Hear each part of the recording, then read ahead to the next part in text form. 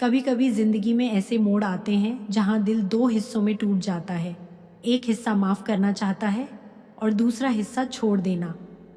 और उस टूटे हुए दिल के बीच में खड़ा इंसान सिर्फ यही सोचता रह जाता है, अब क्या करूं, माफ करूं या छोड़ दूं। एक लड़की थी, शायद आपकी तरह या शायद मेरी तरह। उसने किसी पर भरोसा किया, दिल से चाहा, अपना समय, अपनी ऊर्जा और अपने सपने तक दे दिए। लेकिन एक दिन अचानक उस इंसान ने वही किया जो हम सबको सबसे ज़्यादा तोड़ता है। उसने बदल जाना चुना। उसने दूरी बना ली। और फिर सवाल उठा, माफ़ करूं या छोड़ दूं। यही सवाल है जो हम सबकी ज़िंदगी में कभी ना कभी आता है। कभी रिश्तों में, कभी दोस्ती में, कभी परिवार में और कभी खुद के साथ भी। लेकिन इस सवाल का जवाब इतना आसान नहीं होता, क्योंकि माफ़ करना भी आसान नहीं होता और छोड़ देना भी। आज हम इसी सवाल को टुकड़ों में समझेंगे, भावनाओं के स्तर पर, व्यवहारिकता के नज़रिए से और इंसानी फितरत के गहराई तक जाकर, ताकि इस वीडियो के अंत तक आप खुद तय कर सकें, माफ़ करना चाहिए या छोड़ देना। हम बचपन से सुनते आए हैं, माफ़ कर देना चाहिए, क्योंकि माफ़ करने वाला बड़ा होता है। लेकिन क्या हर बार माफ़ करना समझदारी है? माफ़ करना तब मुश्किल हो जाता है जब दर्द बहुत गहरा हो, जब किसी ने आपको इतना तकलीफ दी हो कि आपकी नींद, आपकी भूख, यहाँ तक कि आपकी हंसी भी छिन गई हो। क्या आप ऐसे इंसान को माफ़ कर सकते हैं जिसने आपके दर्द को नज़रअंदाज किया, जिसने आपके आंसुओं को देखा, लेकिन उसे पहुँचा नहीं? माफ़ करना तब तक ताकत बनता है जब तक वो आपकी आत्मा की शांति के लिए हो। लेकिन अगर वो माफ़ी आपको फिर उसी जहर में लौटने पर मजबूर करे, तो वो ताकत नहीं, कमज़ोरी बन जाती है। छोड़ देना मतलब हार मान लेना। जब हम किसी को छोड़ने की बात करते हैं तो लोग कहते हैं, तुमने हार मान ली, तुम लड़ नहीं पाए, तुमने साथ नहीं निभाया। लेकिन क्या छोड़ देना हमेशा हार होती है? नहीं, कभी कभी छोड़ देना ही सबसे बड़ा आत्मसम्मान होता है। कभी कभी खुद को बचाना, अपने मन की शांति के लिए दूरी बना लेना सबसे ज़रूरी होता है। जो रिश्ता हर दिन आपको तोड़ रहा हो, जो दोस्ती हर बार आपको नीचा दिखा रही हो, जो परिवार आपकी आत्मा को कुचल रहा हो, क्या वहाँ बने रहना सही है? छोड़ना तब गलत नहीं होता जब वो आपको अंदर से मार रहा हो। एक और सवाल, क्या माफ़ करने का मतलब दोबारा वैसा ही रिश्ता रखना है? नहीं, माफ़ करना और पहले जैसा रिश्ता रखना दोनों एक जैसे नहीं होते। आप माफ़ कर सकते हैं, लेकिन फिर भी उस इंसान से दूरी बना सकते हैं। आप कह सकते हैं, मैंने तुम्हें माफ़ किया ताकि मैं खुद सुकून से जी सकूं, लेकिन मैं दोबारा उसी दर्द में नहीं लौटूंगा। यही संतुलन होता है जब आप अपनी आत्मा को हल्का कर लेते हैं, बिना खुद को फिर से जलाए। लेकिन उसने तो माफ़ी भी नहीं मांगी। कई बार तो हालात ऐसे होते हैं कि जिसने आपको तकलीफ़ दी, उसने कभी माफ़ी भी नहीं मांगी, ना अफसोस जताया, ना पछतावा। वो तो आगे बढ़ चुका है और आप अब भी उसी दर्द में अटके हुए हैं। अब बताइए, क्या ऐसे इंसान को माफ़ किया जा सकता है? यहाँ माफ़ी किसी इंसान के लिए नहीं होती, यहाँ माफ़ी आपके खुद के लिए होती है। आप उस ज़ख्म से निकलने के लिए माफ़ करते हैं, आप उस दर्द को छोड़ने के लिए माफ़ करते हैं, ताकि वो हर दिन आपके भीतर ना जले। कभी कभी छोड़ना ही माफ़ करना होता है। बहुत बार हम सोचते हैं, माफ़ कर लिया तो फिर साथ निभाना होगा, लेकिन नहीं। कभी कभी आप किसी को छोड़ते हो और वो ही असल माफ़ी होती है, क्योंकि साथ रहकर आप सिर्फ ज़ख्म बढ़ा रहे होते हैं और दूर जाकर आप उस इंसान को उसके कर्मों के साथ अकेला छोड़ देते हैं। और यही इंसान की सबसे बड़ी सज़ा होती है, अपने किए हुए का सामना खुद करना। प्यार में धोखा मिला, उसने किसी और को चुन लिया, आपको छोड़ दिया। अब आप सोच रहे हो, माफ़ करूं या छोड़ दूं। दोस्ती में विश्वासघात हुआ, जिस दोस्त से हर राज साझा किया, वही पीठ पीछे बातें करने लगा। अब आप कंफ्यूज हो, बात करूं या हमेशा के लिए रिश्ता खत्म। घर वालों ने आपके सपनों को कुचल दिया, सपनों का मजाक उड़ाया, सपोर्ट नहीं किया। अब मन कहता है माफ़ कर दूं क्योंकि परिवार है, लेकिन दिल कहता है खुद को साबित करके दूर चला जाऊं। किसी ने सिर्फ इस्तेमाल किया जब ज़रूरत थी, तब तो साथ थे, जैसे ही अपना काम निकल गया गायब हो गए। अब आप सोच रहे हो, दोबारा मौका दूं या खुद को मजबूत बनाऊं। रिश्तों की सबसे बड़ी विडंबना ये होती है जब बाहर से सब ठीक लगता है लेकिन अंदर कुछ टूट चुका होता है और उस टूटन का नाम कोई नहीं रखता, ना दर्द ना शिकायत। बस एक सवाल बचता है, अब क्या करूं? माफ़ करूं या छोड़ दूं? कभी कभी इंसान को माफ़ करना नहीं, खुद को समझाना ज़रूरी होता है, और ये समझाना आसान नहीं होता। प्यार में मिले धोखे की सबसे दर्दनाक बात यह होती है कि वो इंसान जिसने आपको सबसे ज़्यादा खास महसूस कराया था, वही एक दिन सबसे बड़ा पराया बन जाता है। आप सोचते हैं शायद गलती मेरी थी, शायद मैंने ज़्यादा उम्मीद कर ली, शायद मैं ही काफ़ी नहीं थी उसके लिए। लेकिन रुकिए, क्या हर धोखे का जवाब माफ़ करना होता है? अगर कोई बार बार आपकी भावनाओं से खेले, हर बार आपको ही दोष दे और फिर सॉरी कहकर सब ठीक करने की उम्मीद रखे, तो वहाँ माफ़ करना खुद को बार बार जलाने जैसा होता है। यहाँ छोड़ना ज़रूरी होता है, क्योंकि एक इंसान जो प्यार के नाम पर आपके आत्मसम्मान को कुचल दे, वो आपके प्यार के लायक नहीं होता। दोस्ती वो रिश्ता होता है जो खून के रिश्तों से भी ऊपर होता है, लेकिन जब वही दोस्त आपकी पीठ पीछे आपकी ही बातें करे, आपका मजाक बनाए, आपके राज लीक करे, तो दिल से ज़्यादा आत्मा दुखी होती है। आप उस पर भरोसा कर चुके होते हो, आपने उसकी हर मुश्किल में साथ दिया होता है, और अब आप दो राहों पर खड़े हो, क्या दोस्ती बचाई जाए या खुद को? यहाँ एक सच्चाई समझिए, जो दोस्त आपकी गैर मौजूदगी में आपका नहीं होता, वो आपकी मौजूदगी में भी सिर्फ दिखावा करता है। ऐसे में माफ़ी देना तभी सही है जब आप खुद को उस इंसान से अलग कर चुके हों। माफ़ कीजिए, लेकिन फिर दूरी भी बनाए रखिए।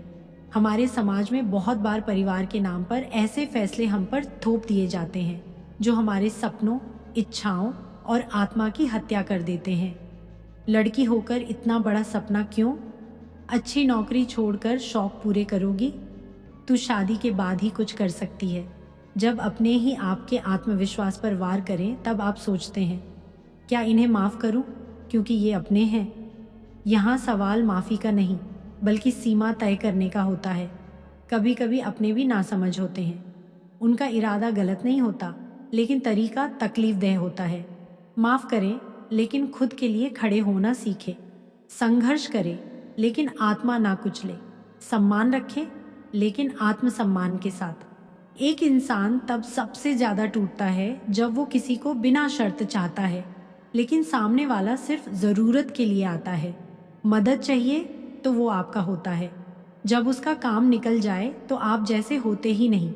ऐसे लोगों के लिए माफ़ी नहीं, सीमाएं ज़रूरी होती हैं। इस तरह के लोग दोबारा आएंगे, फिर से वही मीठे शब्द, वही पुरानी बातें, और आप अगर भावुक हैं तो फिर से फंस सकते हैं। यही वक्त है खुद से कहना कि मैं सीख चुका हूँ, अब माफ़ तो करूँगा, लेकिन वापसी का कोई रास्ता नहीं होगा। हमारे दिल को सुकून माफ़ करने में मिलता है, लेकिन दिमाग कहता है कहीं फिर से वही दर्द ना दोहराया जाए। इस संघर्ष में हम अक्सर फंस जाते हैं, इसलिए एक तकनीक अपनाइए। पॉज करो, सोचो और फिर फैसला लो। पॉज करो, भावनाओं से बाहर आओ, सोचो, क्या वो इंसान वाकई बदल सकता है? क्या उसने पछतावा जताया है? फैसला लो, माफ़ करना है या छोड़ देना।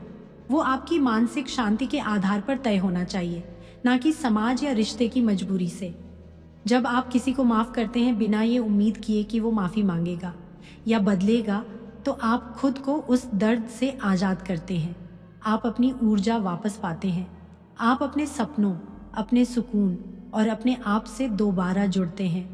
माफ़ी का मतलब ये नहीं कि आप भूल गए, माफ़ी का मतलब है कि आपने आगे बढ़ना सीख लिया। जो आपको बार बार नीचा दिखाए, जो हर बार आपकी भावनाओं को रौंद दे, जो आपकी अहमियत को कभी ना समझे, उसे छोड़ देना कोई कमज़ोरी नहीं, बल्कि खुद से प्यार करने की पहली सीढ़ी होती है। छोड़ना सिखाता है कि आप भी मायने रखते हो, आप भी सम्मान के हकदार हो, आप भी अपनी ज़िंदगी के हीरो हो। जिंदगी में सबसे मुश्किल फैसले वो नहीं होते जहाँ लड़ाई होती है, सबसे मुश्किल वो फैसले होते हैं जहाँ दिल और आत्मा के बीच टकराव होता है, जहाँ एक तरफ प्यार है, बीते लम्हे हैं, यादें हैं, और दूसरी तरफ आत्मसम्मान, सुकून और ज़रूरत है खुद को बचाने की। अब तक आपने समझा कब माफ़ किया जा सकता है, कब छोड़ना ज़रूरी होता है। अब जानते हैं कैसे करें ये दोनों काम, ताकि आप भीतर से टूटे नहीं बल्कि और भी मजबूत बनकर उभरे। माफ़ करना एक दिन का काम नहीं है, ये एक प्रक्रिया है और ये खुद से शुरू होती है।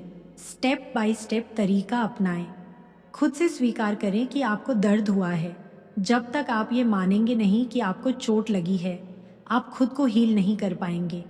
कई लोग मुस्कुरा देते हैं, मजाक में उड़ा देते हैं, पर अंदर ही अंदर जलते रहते हैं। खुद से कहिए, हाँ मुझे दुख पहुंचा है, लेकिन मैं इससे निकलना चाहती हूँ।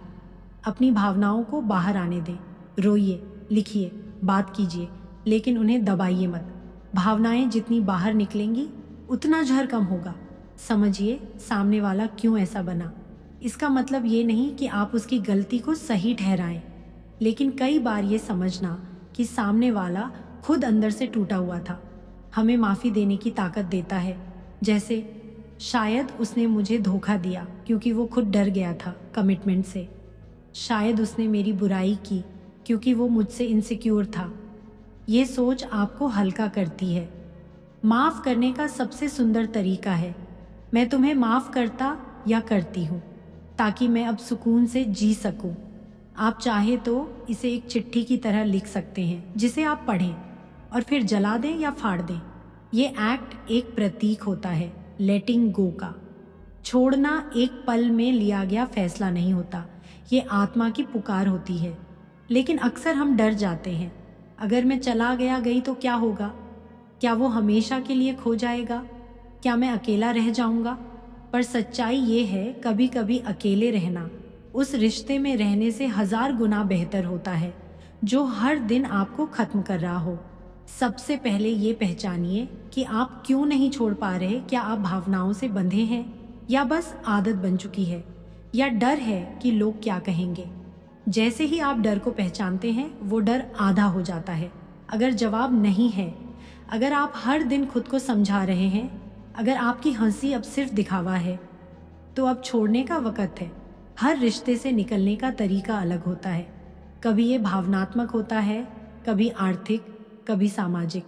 आपके पास क्लैरिटी होनी चाहिए, आप कहाँ जाएंगे, आप कैसे खुद को संभालेंगे। क्या आपको किसी थेरेपिस्ट या दोस्त की मदद चाहिए? जब आप किसी को छोड़ते हैं तो नो कॉन्टैक्ट रूल सबसे ज़रूरी होता है। ना कॉल्स, ना मैसेज, ना सोशल मीडिया स्टॉकिंग, क्योंकि हर इंटरेक्शन आपको पीछे खींचता है। आप तभी आगे बढ़ सकते हैं जब आप पीछे देखना बंद करें। कब पहचानें कि अब वक्त है आगे बढ़ने का? संकेत जो आपको इग्नोर नहीं करने चाहिए। आपकी हंसी अब सिर्फ फोटो तक सीमित है, आपके भीतर एक अजीब खालीपन है। आप बार बार अपने आत्मसम्मान से समझौता कर रहे हैं। आप खुद को दोष देने लगे हैं। उस इंसान की गलती के लिए आप थक गए हैं, हर दिन वही जंग लड़ते हुए। अगर इनमें से 3 या उससे ज़्यादा संकेत आपके भीतर हैं, तो समझिए अब वक्त है खुद को चुनने का। कई बार लोग सोचते हैं या तो माफ़ करो या छोड़ो, लेकिन सच ये है आप दोनों कर सकते हैं। आप माफ़ कर सकते हैं ताकि भीतर की शांति पा सकें, और आप छोड़ सकते हैं ताकि दोबारा वही दर्द ना सहना पड़े। ये कोई कमज़ोर इंसान का काम नहीं है, ये एक समझदार, भावनात्मक रूप से परिपक्व इंसान का निर्णय होता है। माफ़ी देना, खुद के बोझ को कम करना, छोड़ देना, खुद को गिरने से बचाना, और खुद से प्यार करना, खुद को रोज़ थोड़ी और आज़ादी देना।